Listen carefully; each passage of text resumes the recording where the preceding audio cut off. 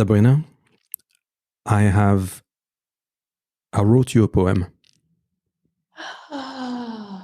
May I read it to you? Please. As we discuss creation together, let us recite what we know of life as a prayer, with our eyes closed, mind open, and with our hearts buried in each other's hands. Let us speak of angels, of the trees, and of the birds, as we mention stories of the past and the presence of something bigger. I will bring attention onto your eyes, the way you see things, the smiling you do between thoughts, and your poses before reactions. To vibrate is to chant, and to chant is to be. Let us find joy both in the sound of our voices and in the silences we gift each other.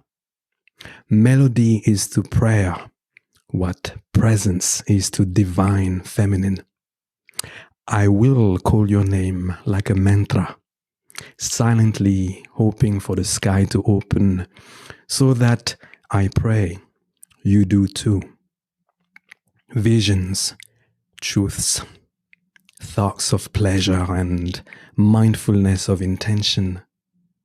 And as you do, I will chant your name like a mantra. Sabrina, Durge, Namo, Nama. Sabrina, welcome to the Sweet Blasphemy Podcast. That brought tears. Yeah. Wow. Wow. It's beautiful to have you with us. Thank you for being here. It is beautiful to be here, and what a gift. What a way to start a conversation, a dance, as we called it before. Just wow. Wow.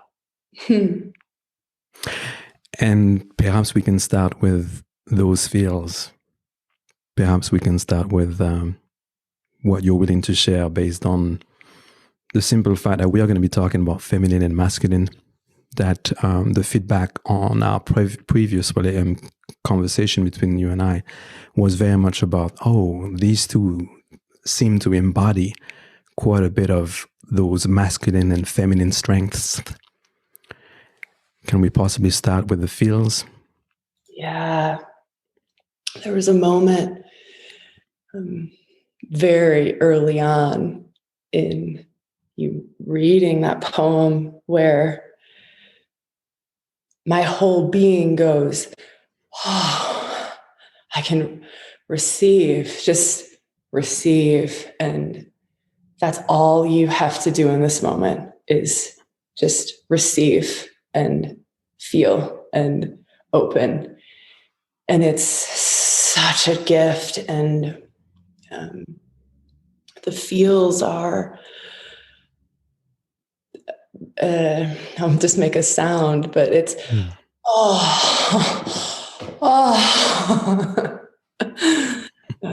my body, it's a deep relaxation, not just muscle relaxation, but a heart relaxation, a nervous system relaxation, a mental relaxation.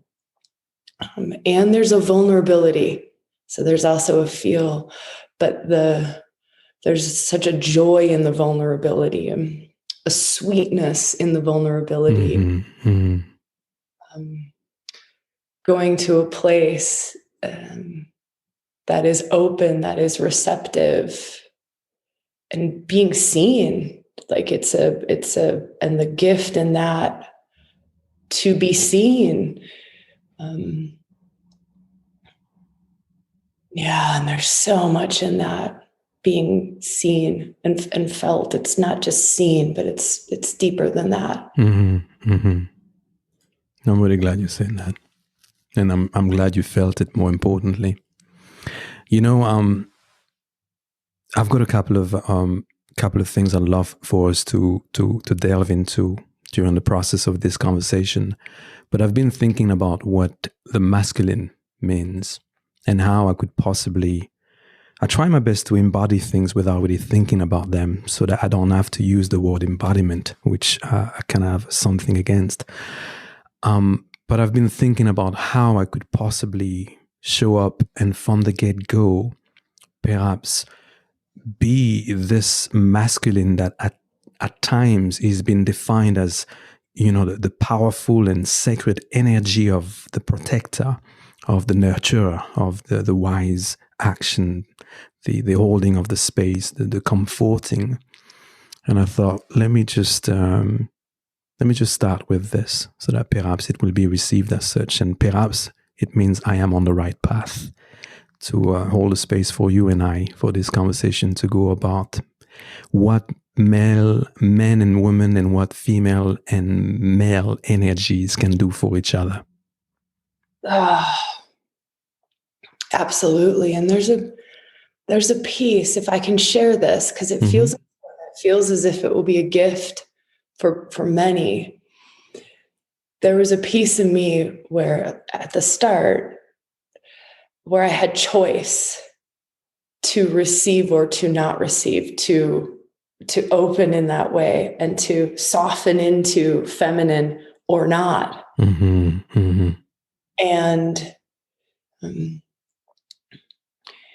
the trust in your masculine, right? The where my spidey senses or my deeper intuitive knowings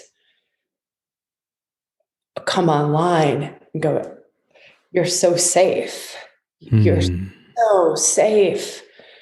Saying that to myself, saying you're so safe to let go, kind of a way of saying that. But I wanted to just mention that choice point, that however that unfolds or however that lands for those listening, just that choice point. And also to share that I've only met Raphan one other time in an Instagram live conversation for an hour and a half. So I've never met this man in person. We've face to never had face a conversation outside of an Instagram live, but to live from a deeper place and to feel from a deeper place and to trust from a deeper place, to read energy from a deeper place. I'm just sharing this as different things for everyone to feel into when it comes to speaking about the feminine. Yeah. The feminine is often talked about as a receiving force, which is something that I'd like to say I disagree with, although I understand it, if that makes sense. And I am always mindful, and I am now very much mindful as to how I express my masculine, because the truth is, as a man, I tend to prefer to ask for forgiveness than for permission. You know what I mean? And as such, I got to balance what I see as an opportunity to simply do me and express what I got to express. But at the same time, I appreciate that what I need to express, and especially when it comes in relation to someone else, is not just dependent on my ability to show up. It is also in the other person's ability to receive me giving something to them. Otherwise, it's just me helping myself. Yeah. I love that. And I love calling out that the feminine force or the feminine energy is not just receiving by any means.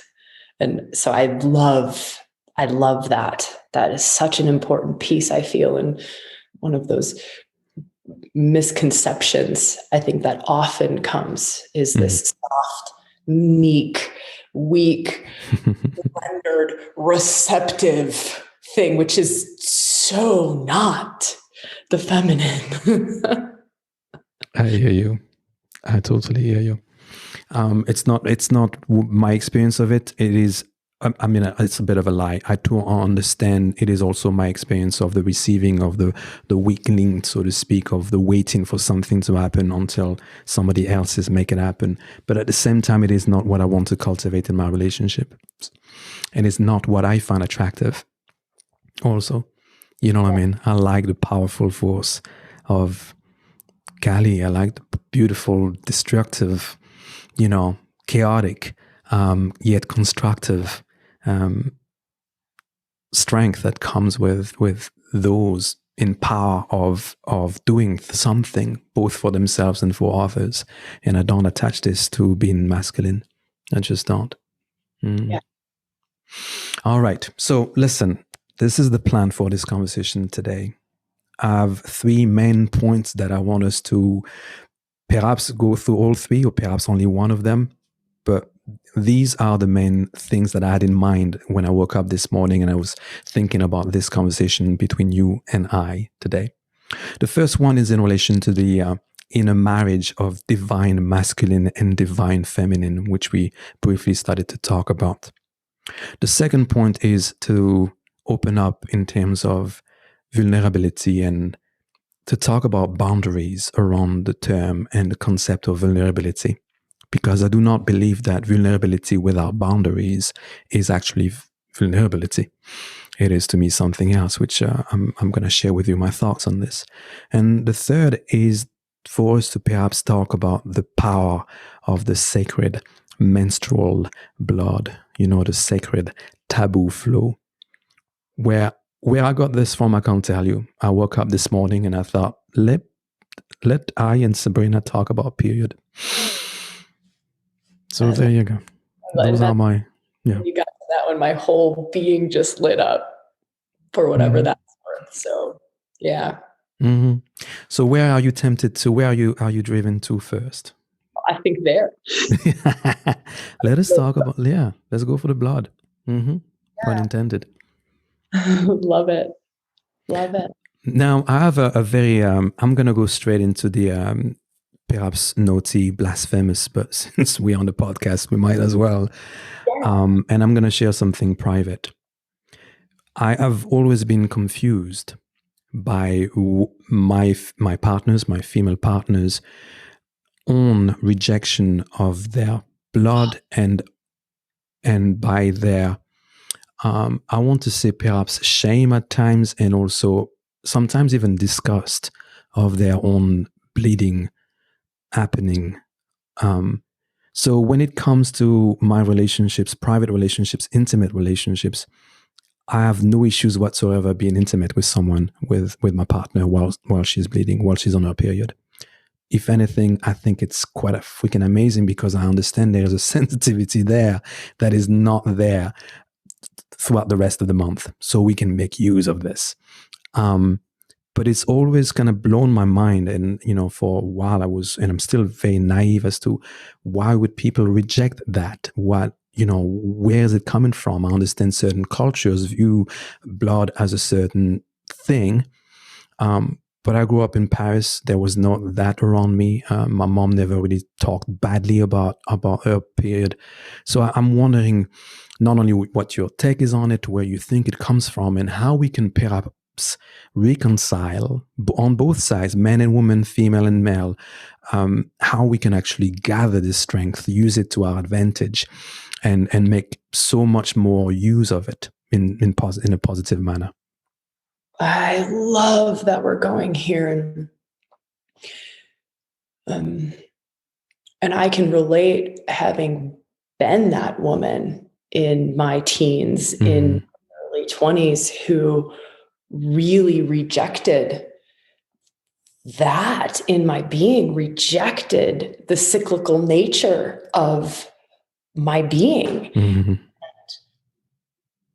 wanted to be. So this is just myself, and this is many other women who I've had conversations around this too. So to kind of talk about where does it come from, to maybe explore that a little bit, or tease, I think many places, but it's that the way that I was raised, we're invited to be stable, consistent, constant, always achieving. I was an athlete, always achieving at a very high level. So if you have cramps, you take something to get rid of those cramps because you have a rugby game today. I see.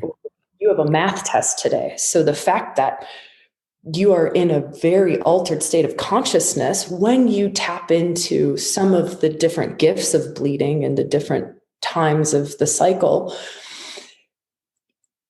I have this mystical capacities opening up in me innately, naturally. It's part of my cycle. I am so incredibly connected in ways I'm not connected during other moments of my cycle. But I have a math test today.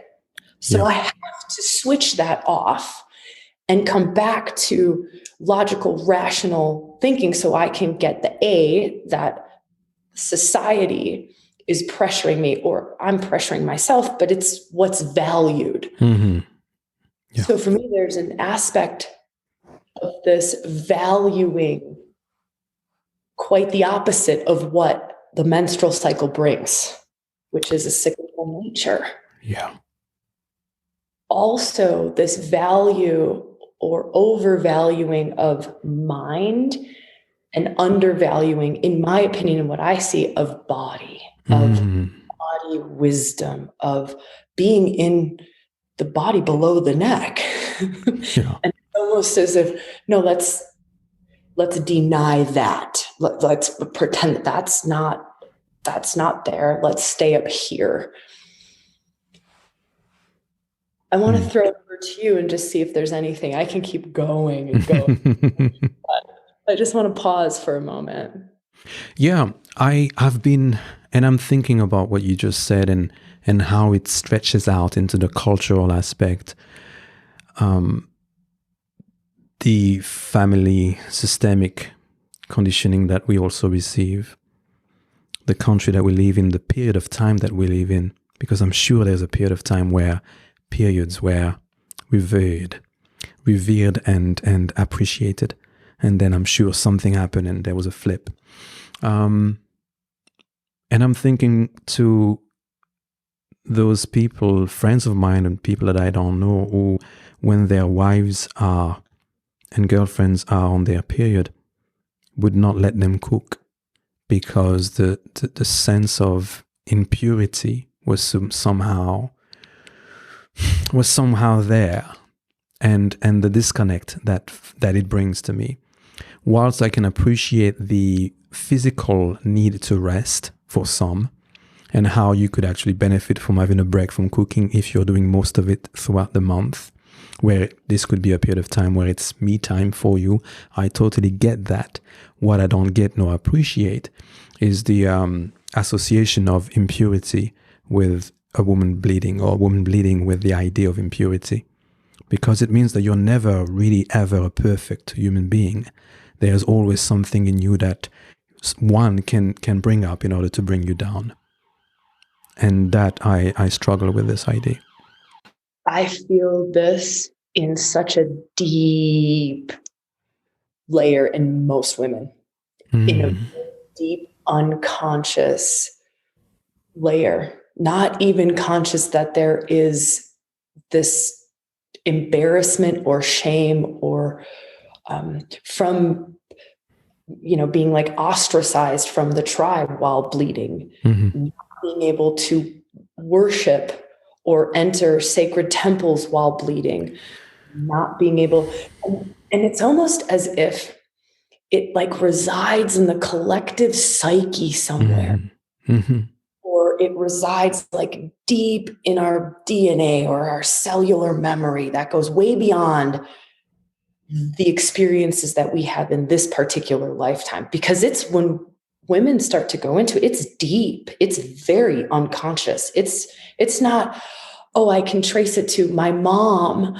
didn't appreciate her cycle. She didn't appreciate her blood. It's deeper than that. It's deeper than that. And I'll confess something with you here, because it might open up something. It was the men in my life. It was the intimate relationships and the men in my life that to a place of reverence for my blood. It wasn't the women in my life. And I was in many women's circles. I was doing lots of women's work. I was doing a lot of reclamation of the feminine, but it was the men. Mm-hmm. It was one man in particular who has deep reverence, Mm-hmm. and deep reverence for cyclical nature and deep reverence for blood. Like this is like life. This is amazing. And it allowed me to completely shift my relationship. And it was a man that gifted me that. Mm-hmm. Yeah. So I love that. I love what you're sharing, and I can share that's been my experience too on a personal level. I hear you, and thank you for sharing. I'll be honest with you. This has been commented to me about me doing it for quite a few of my lovers over the past, I want to say 30 years that I've been sexually active. And it's always another question that I've been asking myself is like, women tend to do things to themselves that a lot of men don't do to themselves. We know how to shame ourselves, and we know how to make ourselves feel weak and so on. So, but there are things about our nature that we don't shun, or that we are not conditioned to shun that way. But interestingly enough, it allows me, perhaps in a slightly different topic, to challenge anytime I hear patriarchy this, men doing that, because the truth is, if it was done to men, hello, you know what I mean? Men are not as difficult nor complicated when it comes to women as women can be about women. And I think the blood and the topic of period is one thing that I've had this conversation, I can't lie to you, 10, 15, 20 times. I've had quite a few partners over the years, which was always a case of, no, I'm cool with it. Why aren't you? It's your blood. And I'm going to be graphic here. I will put my head down there too. I don't give a monkey. And you will see it on my beard. Oh, no, I'm talking about your blood. You're going to see your own blood. What is there? So going through, don't get me wrong. I've used that as a way also. We've used this together as a way to get closer together, because there's a certain intimacy that comes with allowing one to soften around something that you feel quite edgy about. And when you get with a partner who allows you to just open up to those things and to go, you know what? It is that. And I can, if I can trust him with my blood, I can perhaps trust him with my thoughts. Perhaps I can trust him with my heart. So it is something that I would definitely suggest dudes out there to open up, relax, learn to make somebody comfortable about this cyclical, natural gift that's happening. And I would suggest women listening, to, yes, somehow find a way to fall in love. And there are so many rituals out there that I've came across about women now starting to bathe and understand that the blood itself contains quite a lot of energetical healing properties that can definitely be used up. And yeah, I'm talking a lot, but thank you for sharing what you said, what you shared, because I relate to that. I'm from the other side, where I think I have enabled a few more positive relationships with my partners, period. And just, to kind of go to share, there is so much magic there. So much mystery there when we can be courageous to explore either on our own with ourselves, like just let me bleed on the land.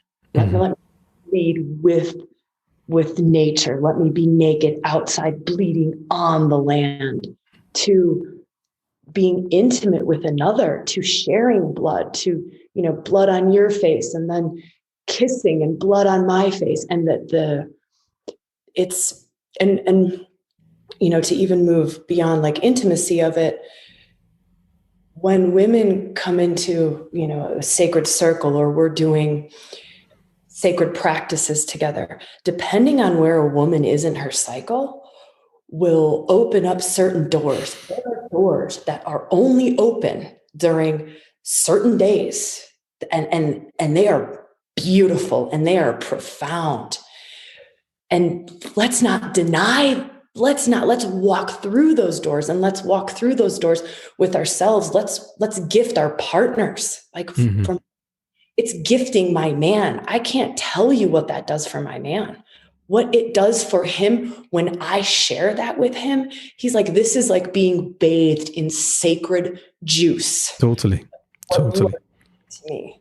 It's earthy, and it's like there's a different, and it's different every time, of course, but there's like this earthy intimacy that I can't put words to it because it's such an embodied experiential. Sometimes it's a mystical experience. Sometimes it's a very physically healing experience.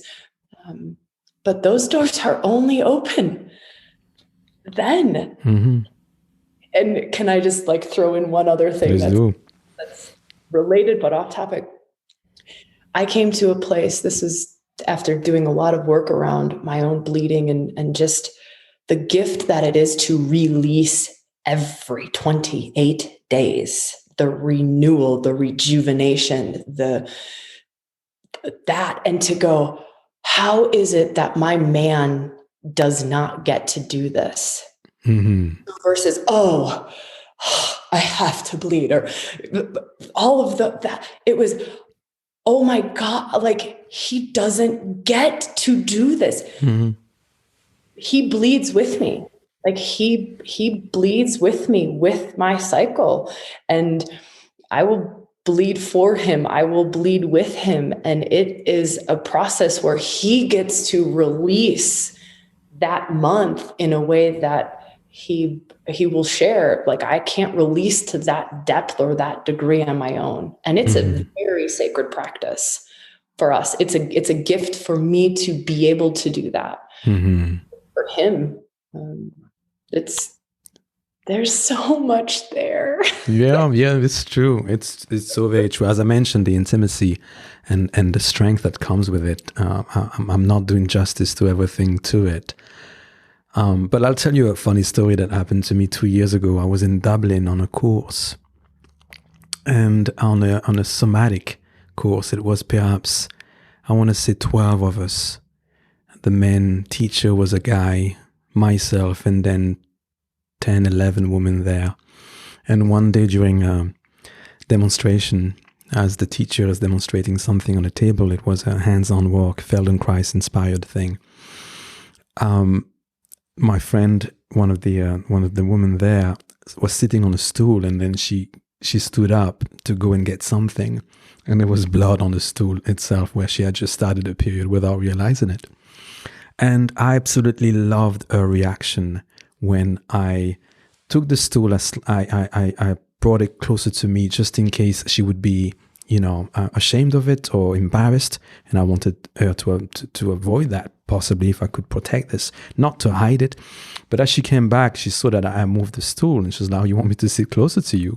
Which I think was cute. It's like, yeah, but I also want to point out this is happening right here.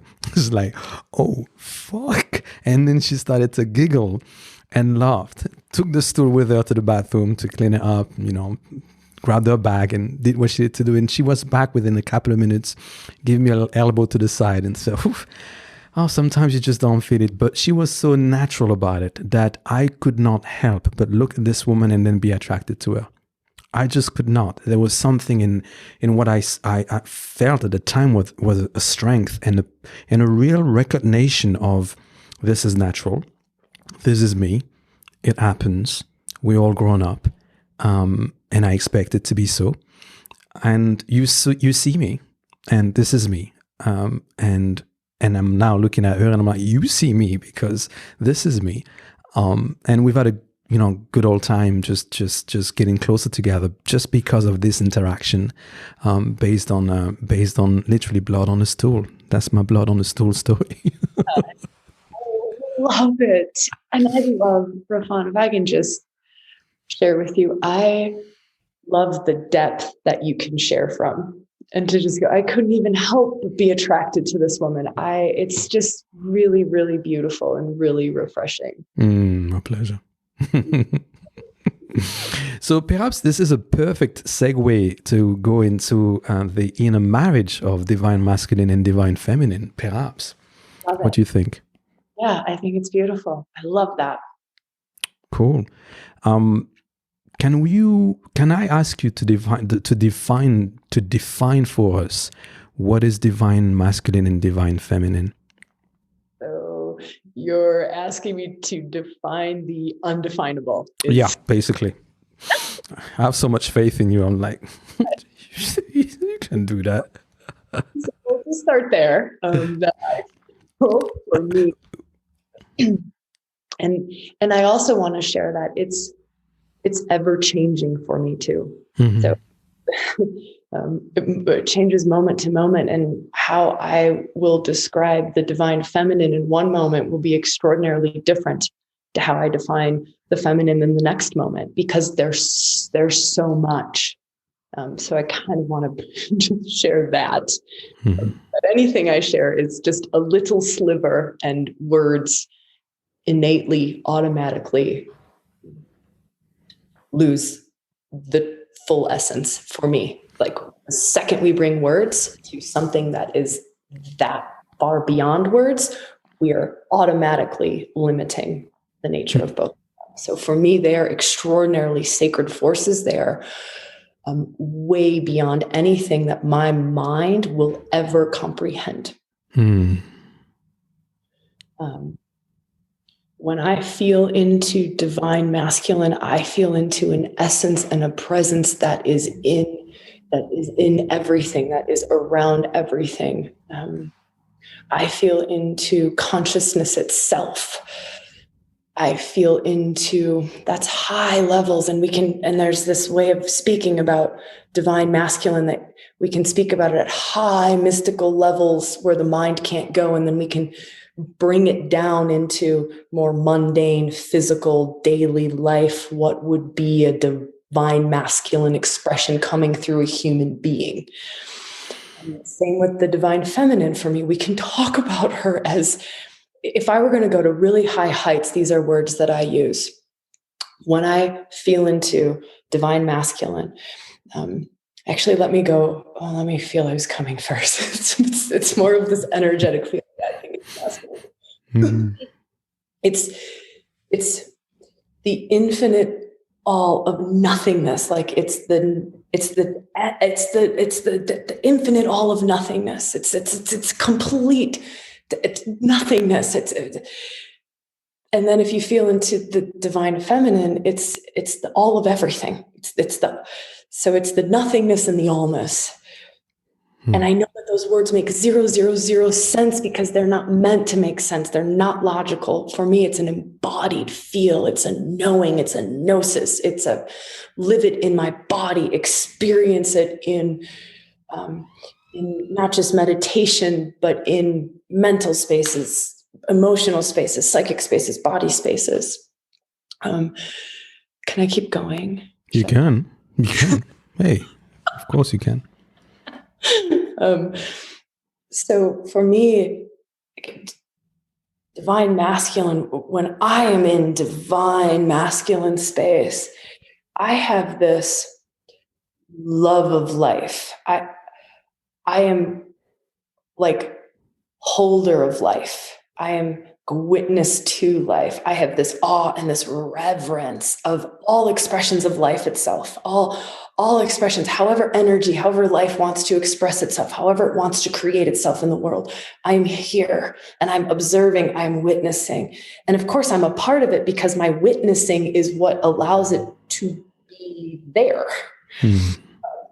So I'm not other than, but that is the energy I'm holding. That is the role that I'm playing. Is I'm holding, I'm witnessing, I'm observing, and then you can start to bring it down, and you can start to go into, different things around protecting. I heard you share that word at the very beginning of, but masculine is, and I don't know if it was even on the podcast, but protective in that holding. Now, if I were to go into feminine, and I were to feel into feminine, it is just, I am all of it. I am that life energy just rolls through me. I I am the expression of life. I am every weather pattern. I am every emotion. I am all of everything. I am it, and I can allow life and love to just express and flow and move through me. I'm just the dance of the all of everything. Versus I'm here witnessing the dance of the all of everything. That's my high level demonstration. Love it. Wow, so grateful for this. Thank you. May I share what just happened to me physically as you were expressing, embodying all of this? And I've noticed it after. I was in, a reflection on myself as I'm listening to you, and I'm noticing what I'm doing, where I put my feet flat on the floor, my legs stopped moving, I stopped wiggling I have a pen in my hand right there, and I stopped moving. And the more, one would say, agitated you got, and the more embodied you started to get, and the more still I became. Not because I felt the need to counterbalance what you were going through, or not because I was uncomfortable with it whatsoever. It just so happened that the upholder of the space of the container for you to be free to really express all those things just came through me, in that stay still, so that she's got all the space that she can move in and within.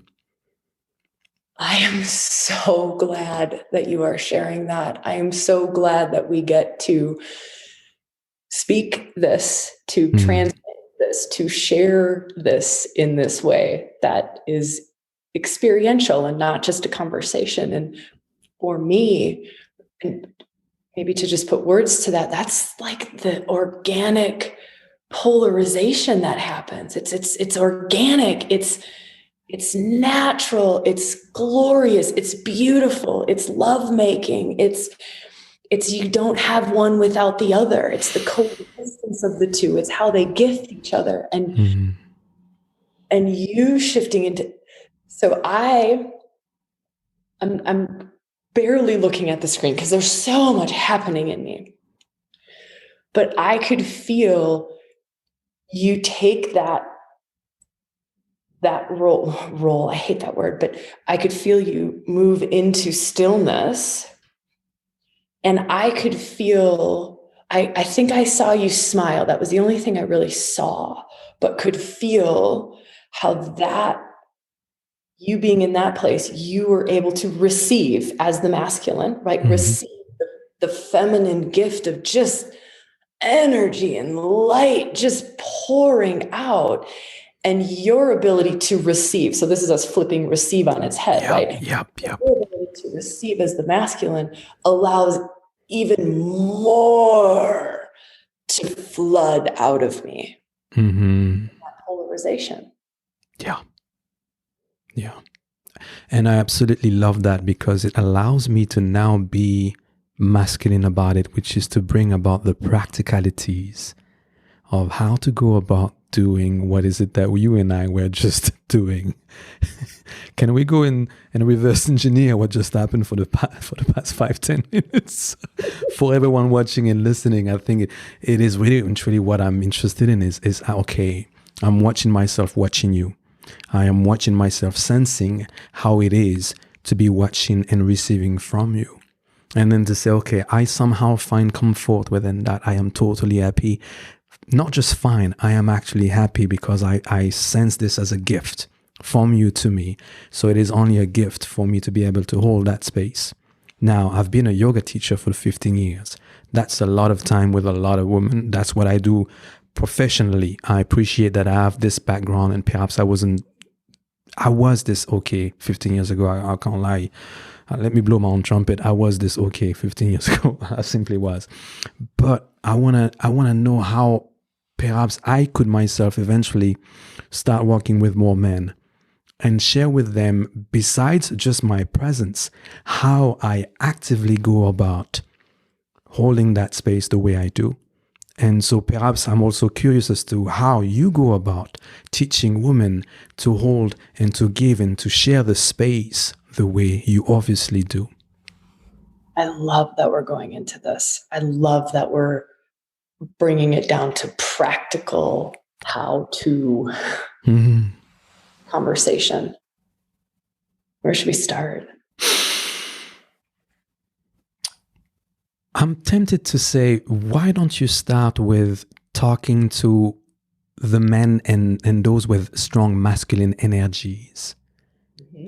Because I'm now thinking not only about men, but I'm also thinking about those women who have a hard time having female friends. Because they find it difficult to deal with this feminine force that can be very, very wild. Yep, I love that.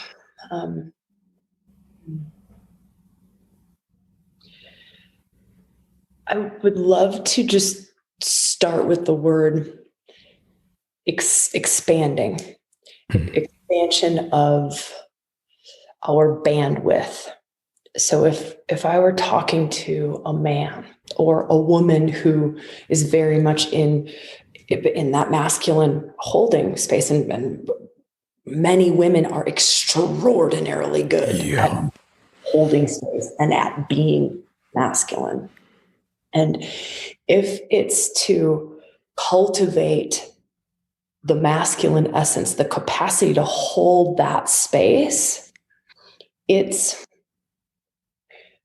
the expansion of, can I stay present to this particular expression of life force, of emotion? Let's use emotion as expression of life force, because that's an easy, but very tangible, practical, right? And so my feminine partner, the person who's feeling the feminine, am I comfortable with her expressing joy through her being?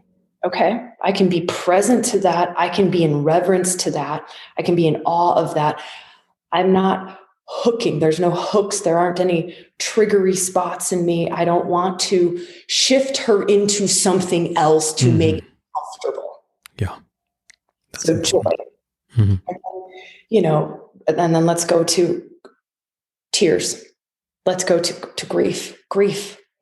How often do we want to shift her out of that? Not because she's uncomfortable, because I'm uncomfortable. I'm uncomfortable. I want her to be in joy. I want her to be in joy. And there's see, this is where it gets a little bit tricky.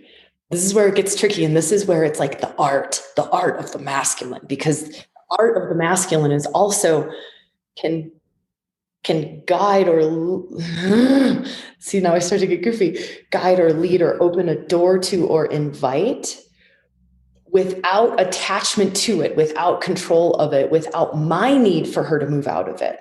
So it's almost this like sensing into, feeling into what serves, what's the highest. It's getting way beyond self, and feeling into what serves this moment.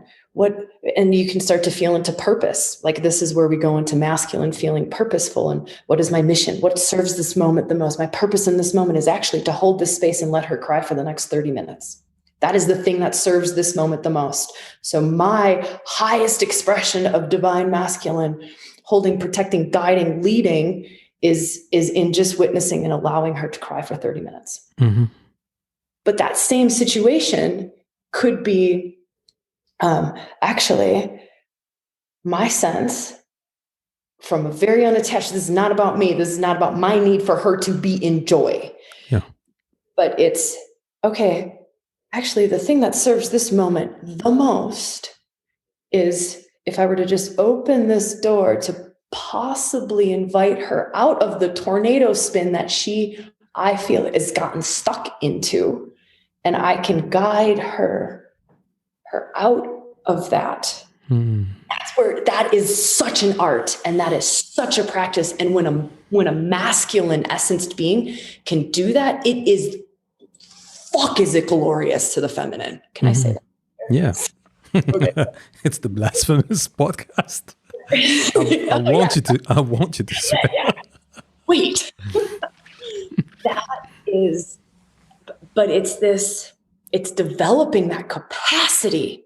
That capacity, and going back to the word expansion, expanding my own bandwidth so that it is not to make me comfortable. I need to, or to make me feel valuable or worthy. This is another huge one, Well right? said. I'm deriving my value and my worth from keeping her in joy, when actually joy is not serving her. Yeah. Joy is not serving the feminine, and ultimately it's not serving you either. Because it's not the truth of the moment. We've denied the truth of the moment. We've skated to some surface level because we're more comfortable there. Yeah. And I think the point, I really want to push on that point you're making. It is not about fixing. In my experience, I do not try to fix when I hold space, especially for female strength and feminine energy. I am not here trying to fix nor change anything. Holding the space doesn't mean fixing. It doesn't even mean healing. It is denied most of the time of the intention of getting something better, because that comes with the judgment that what's happening right now should not. And yes. Yeah. I would love to hear more from you, Raphan, in this moment around that guiding, that serving the moment. I would love to hear more. I feel like you have so much there that you can share. Well, to be practical, right? I think that one thing that I would always share with others is the practice of finding comfort with and within silence. And a lot of us, and I find a lot of people that I meet, really, really struggle with not doing anything and without not saying anything. And I know and understand that this is perhaps the hardest thing. It's the doing nothing. And the doing nothing can be extremely excruciating, especially when you're a good-natured person. But from time to time, most of the time, I'm being polite here, you not doing nothing and you not reacting, which in this case is overreacting, is the best thing you can do in order to hold space, in order to open some type of communication aspect. Because silence means listening to me. But it doesn't mean agreement. And so in silence, I take the liberty, the luxury, my duty is to assess where this comes from, what's been said behind it, what's been asked of me, whether there's a crossing of a boundary here, whether there's a sense of entitlement, or whether it's something actually quite genuine, in which case I will do my best on the spot. And the more you practice this, the faster you can get on with it. As to responding to it the way you feel would serve the context. And I say context is very important here, because if I am speaking to my daughter or my sons or someone at the gym who I barely know, or one of my students in class, or, those are different contexts. I allow for certain things with certain people that I simply don't allow with other people. But there's always that pause before reaction that I think you do have. That's why I mentioned it in my poem. Your pauses before your reactions. In those silences, I see whether I'm going to be able to be heard, understood, and really seen. By being silent, you show people that they can be seen, they can be heard, and they can be understood. Possibly, at the end, understood. And that is what I think most human beings are craving for.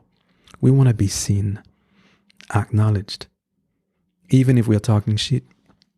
Sometimes we know we're talking shit. In that case, silence is gold. You've expressed your piece. I'm really happy you went there. Everything you say doesn't have to be intellect heavy. But also, it means the other side of it, which is that when somebody expresses something, it doesn't always call for an answer. That is something I'm now going to bring it to take it from the feminine to my relationship with the woman. Is something that I'm happy to generalize. I know it's a big generalization. That is something that I find women find it very, very difficult. Everything that is said, done, does not have to be responded to. So that's another secret of mine. I don't respond to everything. What I'm getting better and better is to basically dissect what needs to be responded to and what needs to be left alone. What is about me and what is not about me. And if it's not about me, I ain't dealing with it. Simple as that. But it allows you, right? I'm sure you'll agree with me. Tell me if you don't. By the fact that I don't take things personally, it allows you to think while talking and acting, because we are thinking creatures, right? And we make and we become as we speak. So you got to have the space to make mistakes, to say the wrong things, to act the wrong way. And when someone allows you this, they are actually not just listening to you only, they are also witnessing you becoming you. And that is what I would preach anyone with strong or who wants to really develop strong masculine character, is to appreciate that in the listening, it's not just to hear, it is the witnessing as well. And then I'll stop there. You witness something happening, the no judgment, the no, I'm going to fix it and make it even better. I could possibly help her do this even better thing, which sometimes shows up in very simple things. You were an athlete. How many times have you gone to the gym and there's a big dude there that just wants to show you how to do the exercise that you'd want to do? Like, this is not just coming from, oh, he's a man, he wants to mansplain to you. It's just like, no, he wants to help you out. He just doesn't know how to. So he's going to go about it in a way that is slightly unrefined, as opposed to letting you make the couple of mistakes that you might be making and holding that space and going, if you need help, I'm here. Either by saying this or by simply being around and having an open energy, non-judgmental one, And yeah, I'll stop because I'm the one now just going on and I want you to speak. I love this, Raphan. There's two things that came up for me. One is going all the way back to the beginning of our conversation where you mentioned I can't remember the exact words you said, but something around not just offering something for the sake of offering something, like checking in. Mm-hmm. And asking. Do you remember the words that you had around that at the start? Not exactly. I remember the idea that I was sharing with you, but I can't remember exactly the words. But, the principles that I was sharing with you was that I tend to normally ask for forgiveness much more than I ask for permission. Is that what you meant? That's it, yes. Yeah. And weave it back to that with the example of the guy in the gym. And so I love all the interlinking connections. Mm-hmm. Second piece is my partner has an extraordinarily large, big, beautiful feminine side and extreme capacity for emotional expression, extreme capacity for pleasure expression, for energetic expression.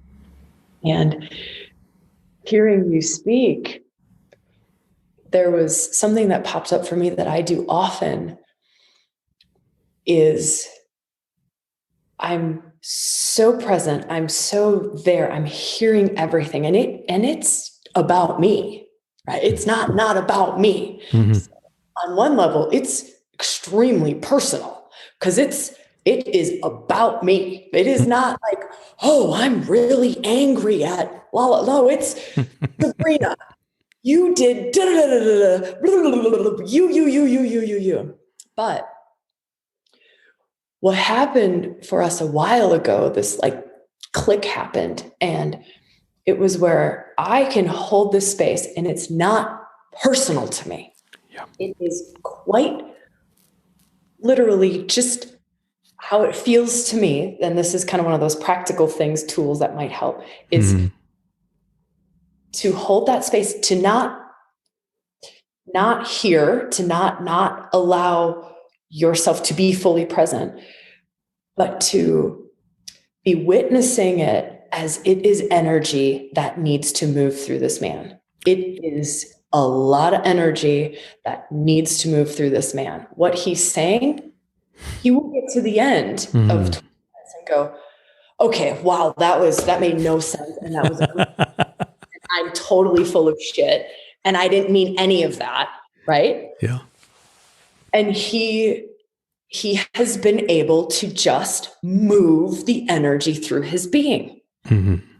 And it is, for me, instead of it being triggering or me wanting to do something with it or fix it or shift it or defend myself even, it is beauty. Like it is, I can stand in a place of just awe and reverence for this is how life is expressing life in this moment. This is how life is rolling through my man in this moment. And I am in reverence to that because this is a force. And it is fucking beautiful.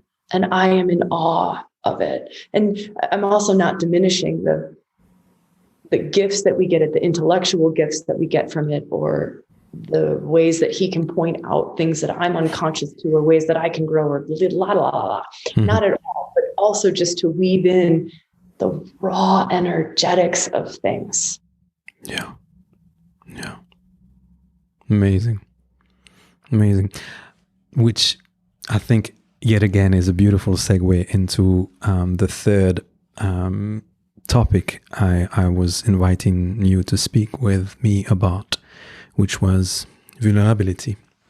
Vulnerability is one of those terms that now, with so many books and so many coaches, preaching it, that is becoming something else. Anything that gets overdefined will eventually lose its first definition and then become something else, just like embodiment has done in the yoga world some years ago.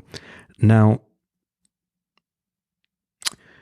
for most of us on social media, and I would say that we see it in life, even for people who are not on social media, I'm going to say it like this. I tend to say to anyone who wants to listen to me, or anyone I mentor or coach, that I think that empowering yourself by victimizing yourself is an oxymoron, and that you shouldn't be a fucking moron. So the reason that I'm saying vulnerability is without boundaries is not vulnerability as in the sacred sense of it, where you allow yourself to do exactly what your mind is allowing himself to do with and for and in front of you, where this is real and raw, but within the context of your relationship, and you holding that space, and the two of you agreeing that these are the roles or the spaces that you occupy, each for each other. I think that a lot of human beings, and it's been put forth very, very strongly on social media, where the concept of victimhood has taken over as a selling point, as a marketing tool, to such an extent that now people go and actually look and invent their own traumas. Now, I am currently training as a psychotherapist. I love tools that help people get over things, get through things, and heal of various past traumas. Writing can be a beautiful tool in doing so. Talking is obviously one that I believe in. The issue with oversharing, as in being vulnerable without boundaries, is that very often it is, to me, just attention seeking. And more importantly, what I would say respectfully, but I'm going to be very direct, it's also very, very juvenile, because most of the time it is really just asking for validation of pain. And for any public speakers and teachers listening right now, and anyone who wants to become one, or are on their way to become one, I've been taught a principle many, many years ago, which was speak from a scar. Do not speak from a wound. And I think that what I'm trying to say is that I see and hear and feel way too many people speaking from wounds, to the point where eventually some of the wounds, let's be honest, do not even exist. They're actually making them up because it is the language of today. So I'm curious to pick your brains as to how you, as someone who empowers human beings to reclaim their wildness, go about not using the tool of victimizing oneself in order to empower oneself. As you were speaking, I mean, there's so much about this that I'm very passionate about. And it is such a journey when it's a true journey. So I'm also absolutely seeing similar things to what you're seeing, is creation of a wound or da-da-da or da-da-da. When we, like the true journey of wound to scar, like Chiron journey, your deepest wounding is your greatest gift, but it is the journey through that. And then you have this knowing that you would never have had you not had to walk through sexual healing or through whatever it is that our chironic journey is for us. Yeah. And in that journey, to me, it's also a journey of letting go of deriving power from the wound, from the attention, from the victimhood. Like I see, and that like Kali, I know we talked about Kali, that Kali-esque in me just wants to rip heads off and take a sword and go, can you not see? This is not you empowered. This is not authentic empowerment. This is not it. This is victimhood. There is something so much greater. There is a deeper source of power in you, and it is not being derived from external to you. It's not here. I feel you, sister. Yeah. Yeah. So I'm so with you. Where do we go from here, Raphan? What? Well, let's go practical yet again. I mean, look, you give private and public talks. You could easily go and you know the tools. You know how to manipulate attentions. You're a storyteller. You could easily boost your numbers. You could easily call for emotionality a lot more than you already do. One, do you ever feel as if you're tempted to go there? And then two, what do you use in order to stop yourself from actually doing it when you know it's easy to do, easier? Yep. Let's start with you. I love that. So I can say, for whatever reason, I have many temptations, and I have honest, but for whatever reason, I don't have that. I never have to think about utilizing that tool publicly. I just don't. With my man, for sure. Like, I will be very honest and very, like, there are spots in him that I could dance him around like a puppet. And that's where I have to watch. And that's part of the beauty of relationship, is he gets to go, I see your manipulative, witchy feminine, use your emotions to move me in a puppeteering way to get what you want. And it's just false. It's me operating from a lower level. So I can be very honest about that. Yeah. But publicly, and from a place of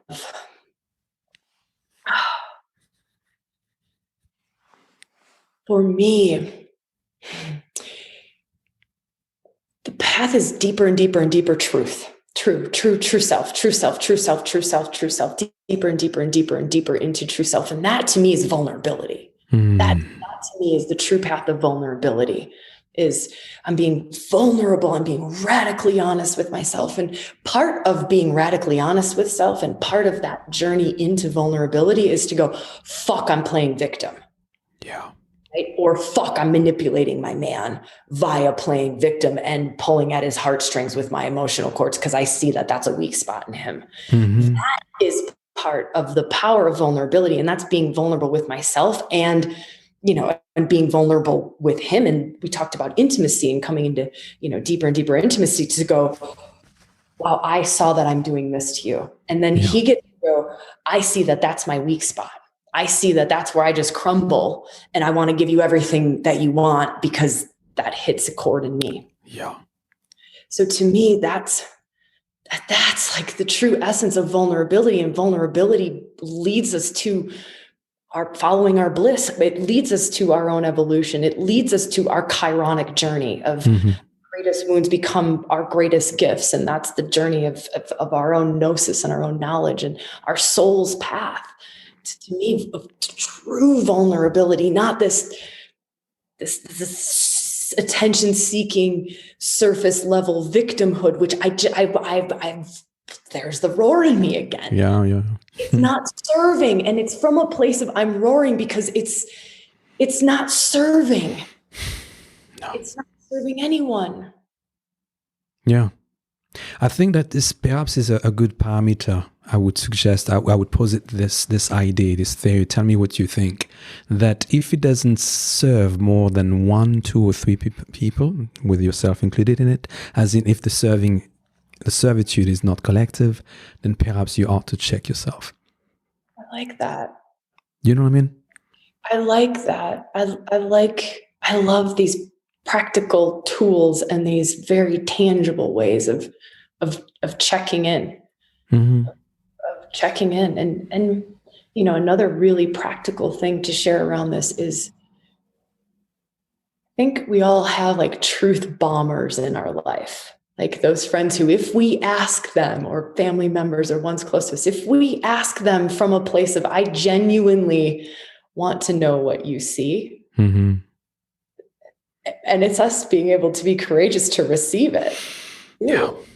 And genuinely ask them, I think that's another one of those very tangible, practical tools where it's sometimes so hard to see ourselves. That's the journey, is the know thyself journey. And sometimes we just can't even see it. Sometimes it's such a deeply ingrained pattern, or it's just the way that we've survived through life.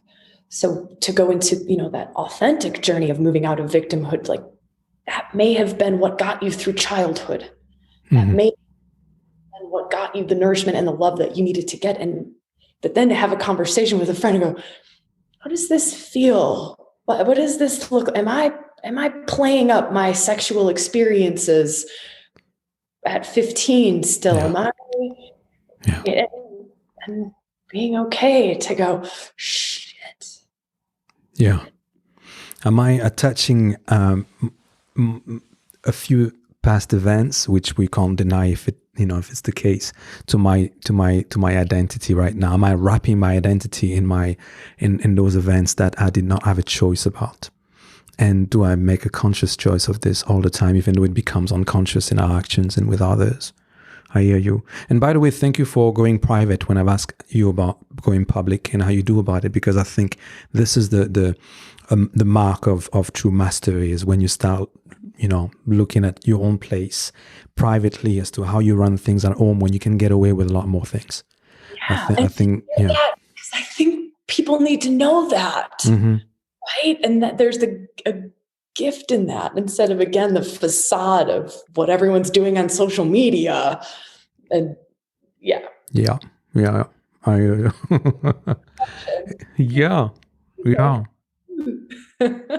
It is something, like, I like the term empowerment, and as I mentioned to you about embodiment and vulnerability, and for a while I was thinking about calling myself an empowerment coach. And I said, no, I don't want to do that, because I may become one of those people who start changing the meaning and start opening it up to so many people, and then empowerment coaches are gonna pop up all over the place, and then empowerment will mean basically the opposite of what you and I talk about. What is empowerment? Because there are plenty of coaches, even authors and teachers, and even psychotherapists and psychologists who are now booming, who are to me using the tools of giving people fancy language to victimize themselves, fancy language to blame it on others, and then say, I'm going to take the high road and I'm going to do the work. When really and truly it was my parents, or it was my brother, or it was my ex-husband, or my ex-wife, or whatever. And I'm like, oh, this is very, very smart. This is second and third degree smart, where you're now proposing that you are now empowering yourself and willing to do the work, while really and truly you first want to put blame. And as we both know, blame is easy, accountability is difficult. But if the self-work starts with, let me start by blaming others, as opposed to, let me start with what I am responsible for. What was my take in this? What was my part in this? Am I still playing this up? One thing that I like to see from time to time popping up on Instagram is when that meme that says, did you really have a bad day, or did you have a bad 5 minutes? Bad 5 minutes that you milked for the entire day. And I just love that differentiation. It's just like, come on, let's be honest here. Was it a bad day, or just you had one little thing and you somehow chose to stretch that moment out throughout the day, and then come home and whine about it? That's different. That's not empowerment.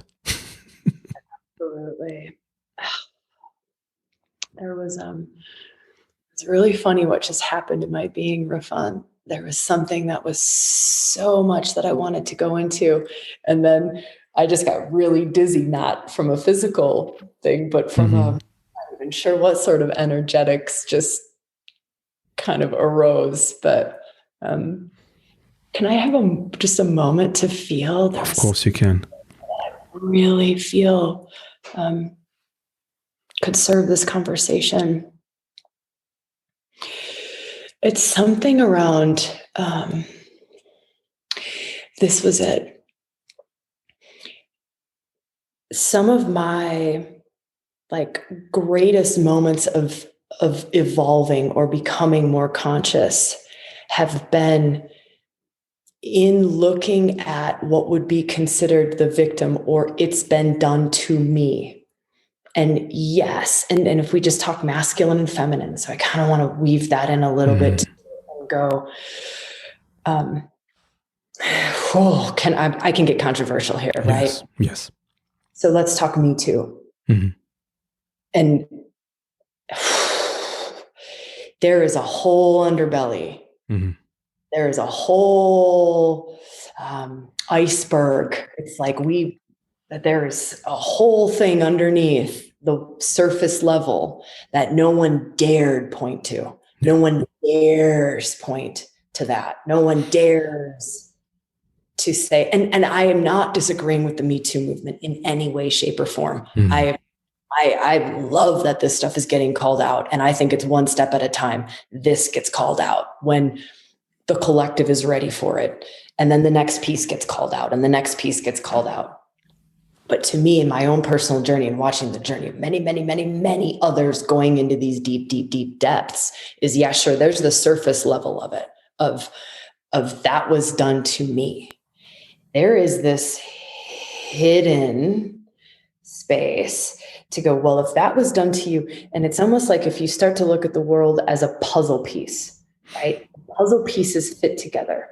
So yes, that puzzle piece, yes, call it out because it's garbage and it needs to be called out. But what is the other piece of the puzzle that allows that piece to fit?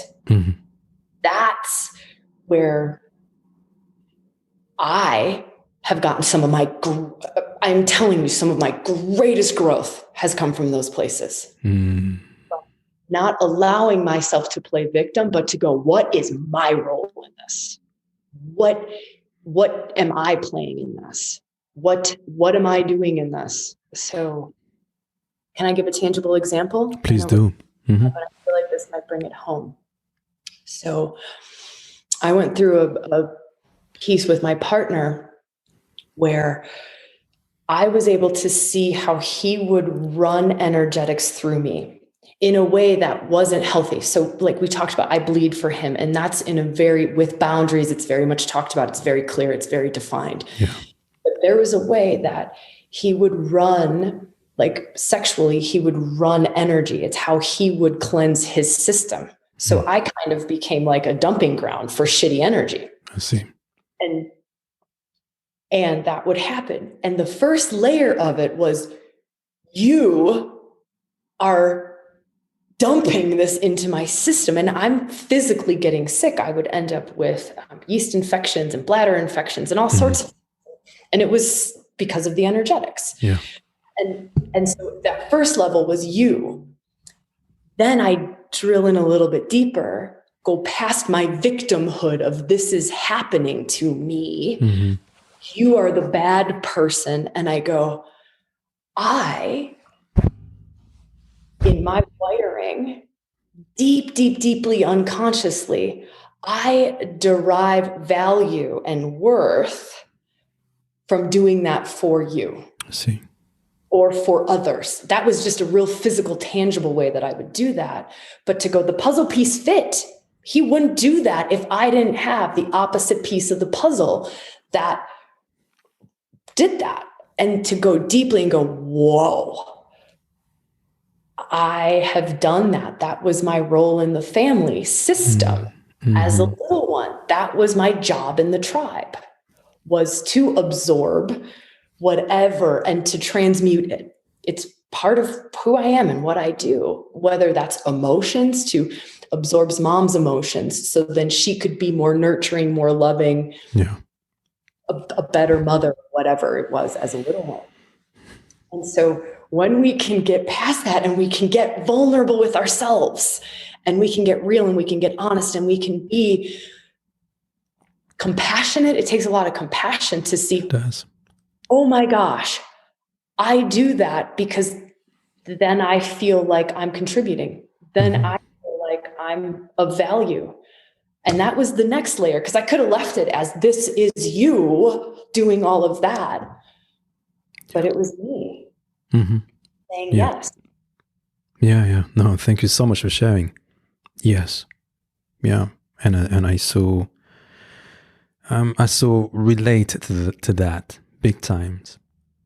If we can circle back briefly to what we talked about, divine feminine and divine masculine, and you and I were reverse engineering how to go about and how to coach others to do an even better job at holding space and to hold that divine feminine and masculine strength. And it's in relation to that, to the ability, the capacity to ask ourselves questions and to bring accountability into it. And by the time you do that for and by yourself, you gather a type of strength that will be perceived by the world as holding space for others to do the same. All right? So I'm always well impressed when I ask someone, like I did today with you, twice about public and you took it private. That tells me about practice with a capital P, as in it's not a show. Everything starts at home. Charity starts at home. And how you go about dealing with the world and how the world goes about dealing with you starts at home. And that seems to be a very difficult pill to swallow for a lot of us, interestingly enough. So I'm deeply appreciative of you sharing this, because I think the reverse of that is to not only blame others, but also to then cultivate a space of guilt and shame. So perhaps we can go into that if you're okay with me going this way. Shame can be useful in getting out of your own way so that you get better at things. And whilst you want to be as friendly as you can with other human beings, and you want other human beings to be as friendly as they possibly can with you, I think that to feel ashamed about certain things because you haven't produced what was supposed to be produced, the goods you haven't done as well, and you feeling a sense of shame can be all right. You know, I'm not talking about being ashamed of having your period. We've already dealt with that. I'm talking about something that you've done or you're doing, and that you're not just, your standards are simply not there, and feeling ashamed about that and coming back stronger. Guilt, on the other hand, is something I'm sure there are, other people. I'm thinking Brené Brown, and who've defined those terms even better than I could possibly do. But I'm now thinking about guilt and what in the other it creates, and in then individuals who are going to take this to their private lives, and how guilt will then turn into something that is going to take a lot of work for it to become practical and productive and have a positive impact on the rest of the world. And I'm a parent, for instance. I'll give you a tangible example. And my youngest is 14. And a couple of weeks ago, he brought to us a video on TikTok or Instagram of a school here in the UK where, unfortunately, a girl from that school had been raped by one of the guys there, by one of the other students. And what they thought would be a good idea was to make every single boy in that school apologize to that girl for what this rapist had done. Pushing guilt onto 14 and 15-year-old boys for something that obviously they hadn't done themselves. Most of them would be horrified by just the idea. And I'm thinking that we now live in a world where it becomes institutionalized, where guilt is being played on a much higher level than just individual. So I'm wondering if you can riff with me on this as to how we can promote this private, personal practice so that it transpires out there and takes care of other human beings who are going through things and events that sometimes are being institutionalized, that are being pushed upon them. And perhaps to circle back to men and women, and me too, because you brought that up, as to how many of us are being made to feel shame and guilt for things that we have no say in the making, in the doing.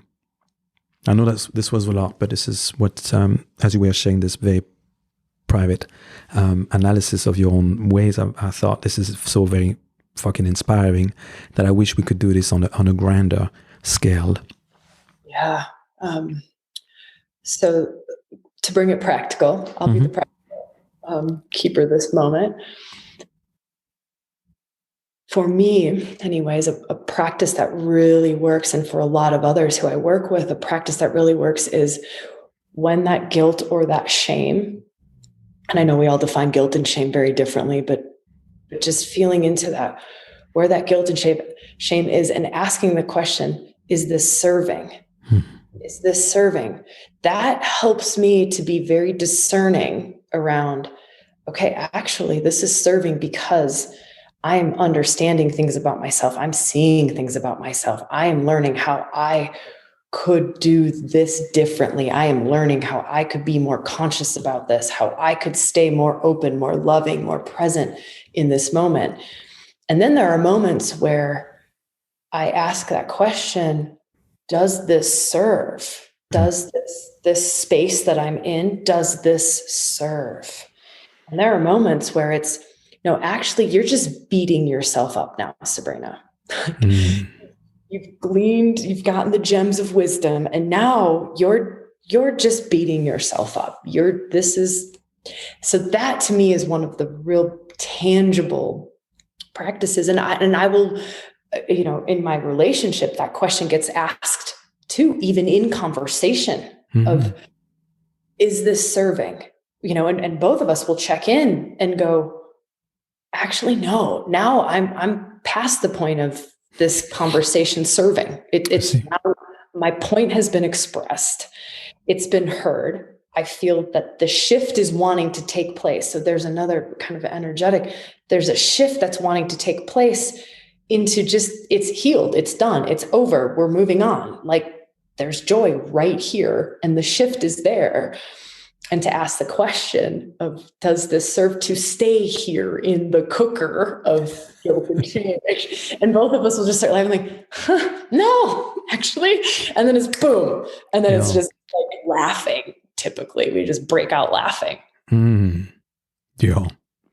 To be able to ask that question, right? Especially when you can do it with someone is I think, such a gift. Because you can snap out of it and perhaps even, I assume, if you want to take it deeper, it's just a case of, do you want to go into question number 2, which is, why did we spend so much time there? What is there to be uncovered? Is there something that we are both not expressing? Is that the unconscious that's now starting to make itself revealed, to reveal itself to us somehow? You know what I mean? Is it habitual? Like we talked habituals before we came on the podcast. Is this just now habit? We just go for 10 minutes because it's habitual. That's what we do. That's how we share. But perhaps to wrap it up in terms of both perhaps this conversation, but in terms of vulnerability as well, it's a case of when you and I allow ourselves to be vulnerable with each other, it also brings us closer. So what I'm trying to say, I'm trying to put a positive spin as to why people would somehow victimize themselves onto others, is that it has perhaps, as many psychotherapists will tell you, there's a good intention behind it. Yeah. Always a good intention behind it, even if the action actually, or what's been cultivated, is not what's been said, what's been done. But the intention behind is connection. Yep. What we're saying, I think both of us are saying, is that if it's not rooted in something that is deeper, that is truthful, and that is aimed at collectively being useful, as serving the collective, as opposed to just the personal, then it can be done better, and it should be done better. And this just brings me right back to us. You're talking about connection and what we long for and what we crave. Many of us are craving and longing for is connection, is to be seen.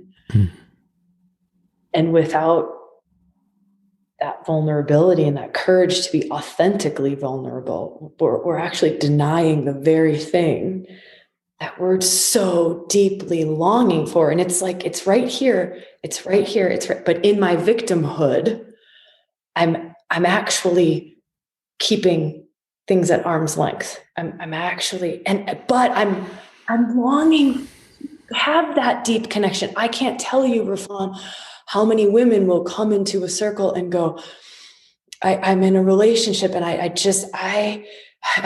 want to connect deeper. I want, like, there's a depth that I'm craving. I want to be seen. I want to be heard. I want to be felt at a deeper level. And for us to all, the invitation is for us to all get so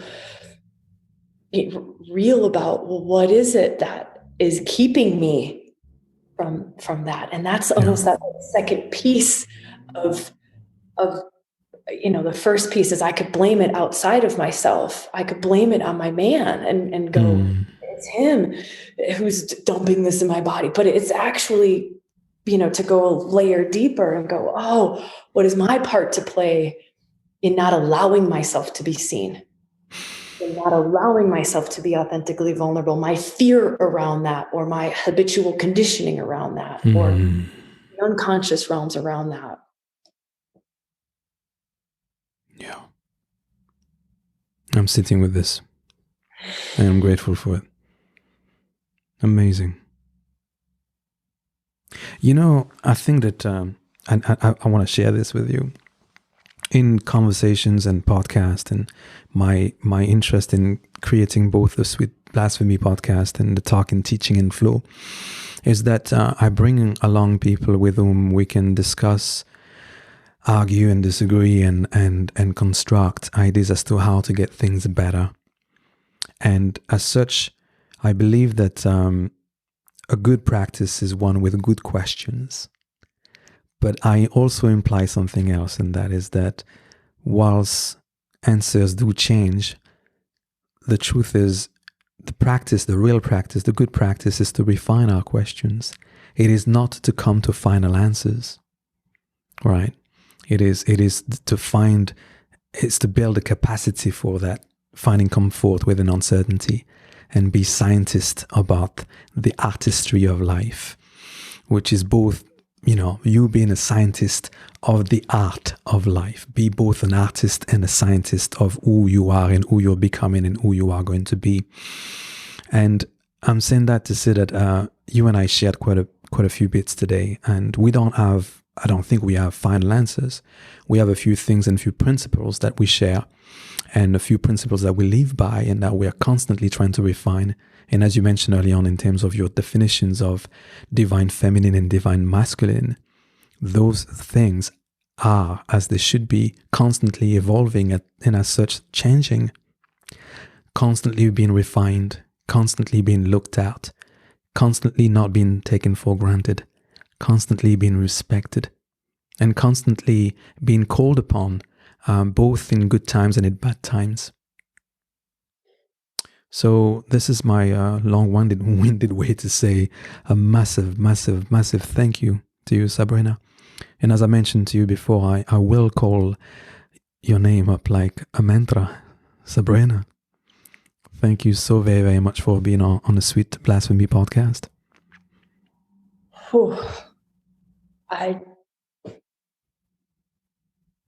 It just brings me back to tears again. You're gonna make me cry, not too. Stop it. I don't mind being that vulnerable, but hey, you're too sweet. We, as you said, we've only met on Instagram, and as for all the evil of social media, this is also possible, where I feel a strong kindred spirit with you, and we've never met face to face, and you live in a totally different country, in a different time space. And yet, this is possible simply because social media, that algorithm worked for us at that point, and then both of us took it upon ourselves to reach out and then reply with a yes, with an invitation, and then with a reply. And I think from the get-go, we've both embodied that in our relationship. So no matter what you and I do next week, next month, next year, together or apart, we've got that going on for ourselves, right? And we've got that going on for us. Absolutely. And I just want to honor, Raphan, that it's so beautiful to weave and dance with you in such an experiential, embodied way, in such a being able to almost demonstrate in the moment what it is that we're attempting to bring words to. And that is such a gift, just an absolute gift. And the way that you share something inspires something in me, and then it leads to something, and then it opens something else. And it's almost aha moment after aha moment in my system as we're sharing. And there's so much that I want to keep sharing. Just in like, how could we ever end a conversation when there's just this almost feels to me, and you can tell me that this doesn't feel like this for you, but this back and forth inspiration, and then it opens this door to open that door to lead to this conversation, and then this demonstration, and then this exploration. And I just really want to honor that gift that it is to me, and the joy that it is, and the co-creative process. Yeah.